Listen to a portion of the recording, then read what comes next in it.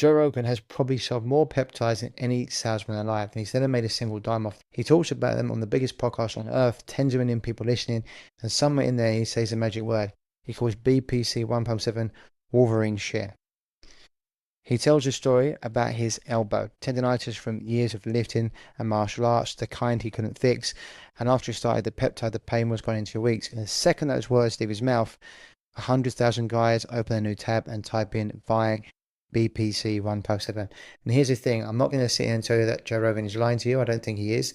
He believes every word of it. His elbow really did feel better. There's something he leaves out of every single story that he tells. And the one missing piece is the entire reason the same vial that helped his elbow will probably do nothing for you. Before you spend $400 on something you inject into your stomach, give me the next 15 minutes, because what Rogan isn't telling you is a part that actually matters. Now, I'm Ryan Martin. I've spent 17 years helping high performers fix their bodies, and I've watched hundreds of guys throw money at peptides and get nowhere. And let me show you why. Now, first, let me be fair to Joe, because I'm not here to clip him out of context and make him the bad guy. Rogan has been open about this stuff for years. He's named his go-to peptides on the show more than once. BPC 157 for hitting, plus a couple of others for recovering hormones. And his logic actually makes sense on the surface. He said these peptides help your body make the hormones that happen when they were younger, so the body works better. That's a clean way to put it. He even flags the downside himself.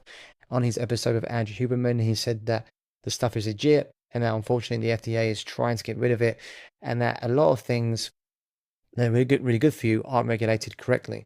He also tells people to do it with the doctor, so I'll give the man credit. And he's not pushing snake oil. He's not hiding the risk. He genuinely believes, because to him, it generally seemed to work. And that's exactly where it gets interesting, because there's a question no one stops to ask, and it's the most important one in this whole conversation. Did the peptide actually fix Joe's elbow? And the uncomfortable truth is, no one can prove it did. For all the hype, there's almost no real human research on BPC 157. One systemic review couldn't find a single human study, 12 people, no control group, the weakest kind of evidence there is. And so everything else is rats and mice. So when Joe's elbow got better, that's one guy, one elbow, one story.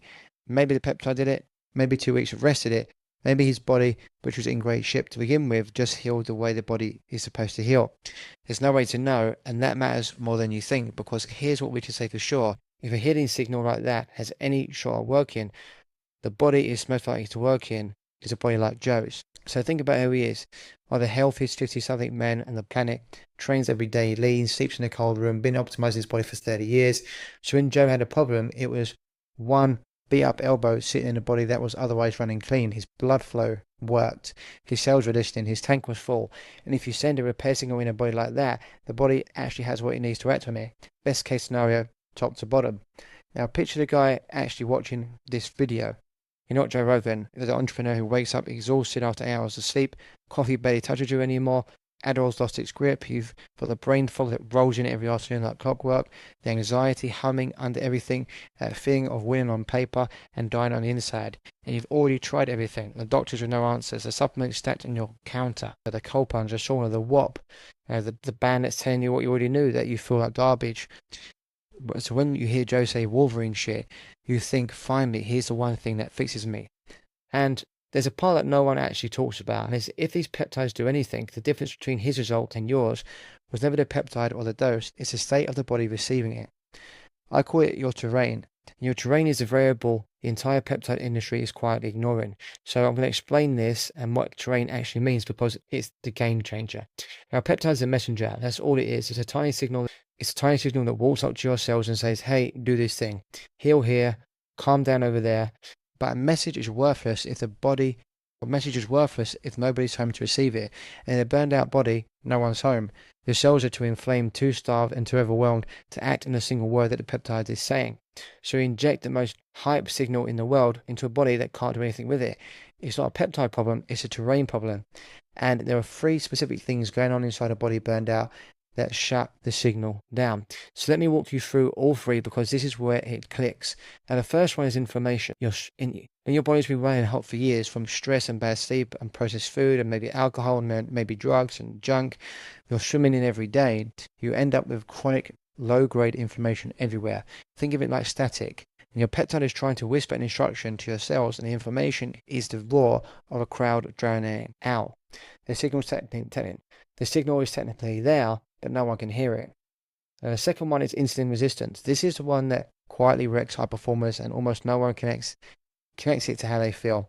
And when your cells get flooded with stress and sugar long enough, they stop responding to signals properly. The locks get rusty and the keys won't. So even when the right messenger shows up with the right instruction, the doors won't open. So your cells have basically stopped listening. And the third one, this is a big one, is an energy problem. Now, everything a peptide might ask your body to do, healing, repair, rebuilding, it all costs energy. And so real cellular energy made by a mitochondria, the little power plants inside every cell, is the key. And in a burned out body, those power plants are barely running. They're sick and they're leaking and they're making a fraction of the energy they should. So a signal comes in and says, let's rebuild this tissue. And your body looks at it as an empty fuel tank and asks, with what? We can't run a construction project with the power cut off.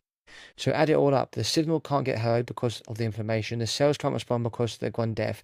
And even if the message got through, there's no energy to do the work anyway.